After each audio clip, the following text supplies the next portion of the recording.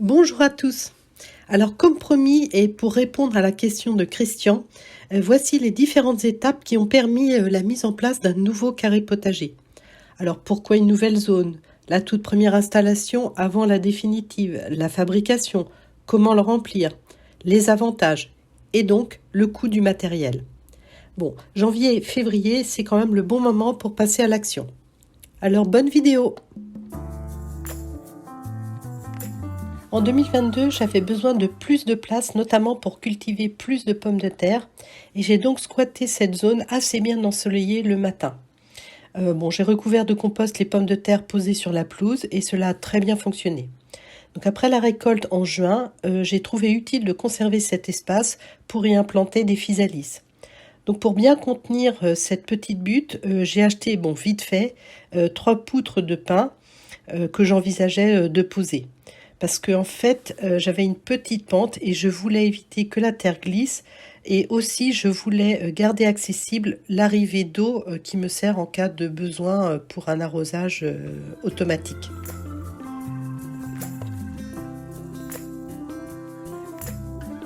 Alors j'ai grossièrement ameubli la terre en dessous en conservant le paillage des pommes de terre. Ensuite, j'ai surtout bien nettoyé la zone où j'allais poser mes poutres. Ceci en retirant le plus d'herbes et de racines possible. Donc j'ai parfois mis un petit coup de cisaille aussi, hein.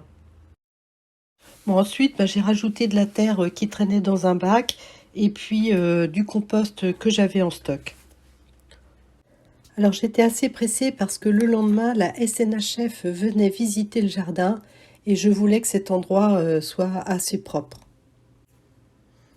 Et avant de mettre mes physalis, j'ai bien arrosé parce qu'on était quand même fin juillet et il faisait très très chaud.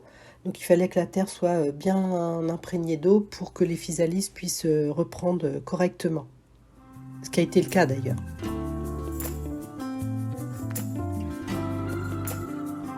Alors durant l'hiver, j'ai envie de profiter que la terre est bien humide et facile à travailler pour rendre ce carré bien plus fonctionnel, plus esthétique, pour qu'il soit bien en concordance avec mes autres carrés potagers surélevés, complet aussi, puisque là il fait pas tout le tour, et aussi trouver une solution à la pente, tout en évitant de devoir scier ce type de poutre.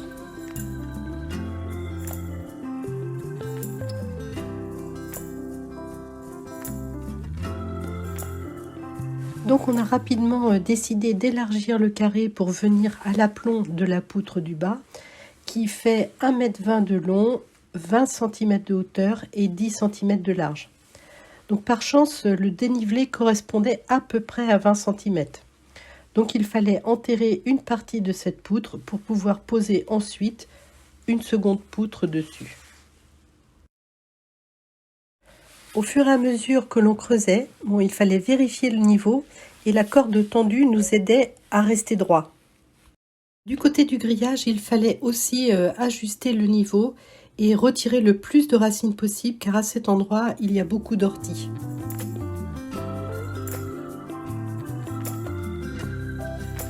Les traverses des petits côtés seront vissées sur celles de la longueur à l'aide de vis de 140 mm avec un diamètre de 6 mm. Donc pour faciliter la fixation, on a fait des pré-trous dans les premières, et ce avant de commencer à positionner les traverses.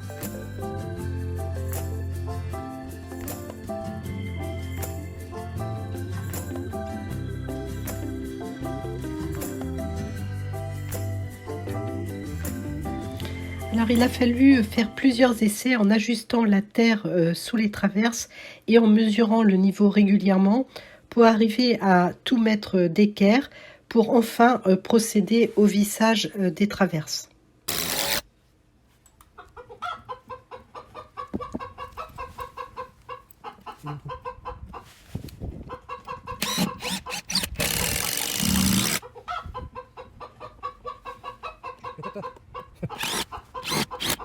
Alors l'utilisation d'une visseuse à choc est quand même très très pratique et fait gagner pas mal de temps.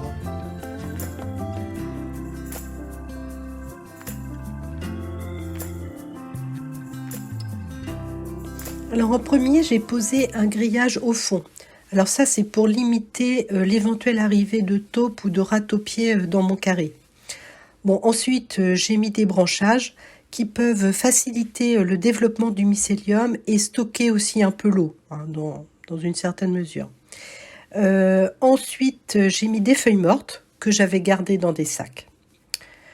Bien sûr, il me fallait de la terre végétale et comme je dispose pas d'une grosse remorque pour aller en chercher chez un fournisseur, on a opté pour profiter d'une promo sur l'achat de plusieurs sacs, car pour nous, les sacs, c'était plus facile à transporter.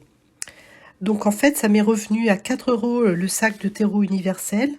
Bon, il est un peu grossier hein, quand même. Hein. Et à 4,95 € de la terre végétale enrichie. Donc bien sûr, je ne fais pas de placement de produit, mais cette promo, elle est encore valable jusqu'au 4 février 2023, je précise. Donc si vous voulez vous faire un bac, ça peut vous intéresser. Et pour finir, une couche de paille.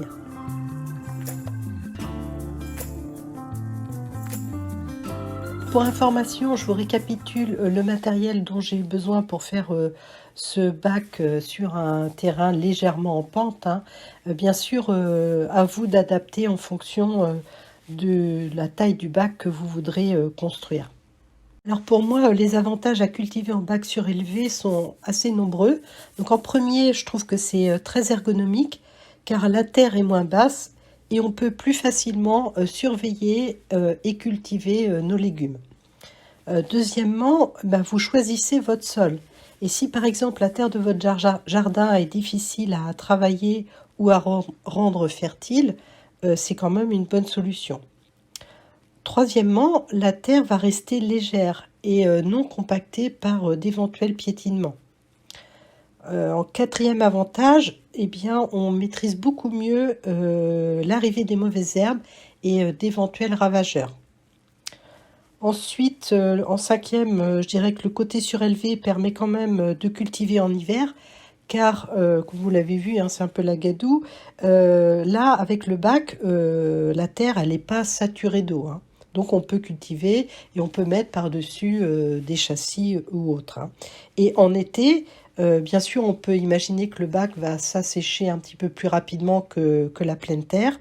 Mais personnellement, moi, je vais y implanter des œillats. Et puis, je vais me construire mon petit système d'irrigation comme je fais pour mes autres bacs. Donc, en fait, on peut mieux gérer quand même l'eau et on peut cultiver toute l'année dans ce genre de bac. Et en dernier avantage, je dirais que moi, je trouve ça assez esthétique. Et en plus, avec des traverses de 10 cm d'épaisseur, ça leur met une durée de vie qui est quand même supérieure à 10 ans. Donc, c'est pas négligeable par rapport à l'investissement de l'achat de ces traverses. Voilà, j'espère que cette vidéo vous aura été utile et qu'elle vous aura donné des idées pour créer votre potager ou l'agrandir. Dites-moi aussi si le système de goutte à goutte vous intéresse, je pourrais au besoin vous faire une vidéo. En attendant, rendez-vous fin janvier pour la visite de mon coco potager. Bonne fin de journée, à bientôt!